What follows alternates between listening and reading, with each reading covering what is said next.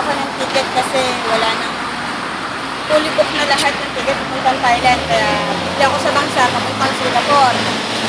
Ngayon, nagkaalam siya na hindi na mauna na ako kasi ano na, gabi na.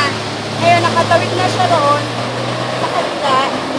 And next na pagtawid niya, nandito na kami sa harap nito, may narinig kaming lumagabog ng malakas. Ngayon, akala namin kung ano na, akala namin na disgrasyang may motor, na ano. Ngayon, yung isa kaibigan kong si Lisa, tumakbo agad. Tinignan niya kung anong nangyari. Tapos sinahanap niya yung kaibigan niya, bakit wala sa bus stop na sasakay ng bus. Nakita niya mismo, siya na nga yung nasa kasaan ng sasakyan ng bus. Doon banda niya sa Yan yung sa Pitaling Jaya, yan. Pindahan. nag-iisa lang siya sa sasakyan at nag-iisa lang din siyang tumatawid.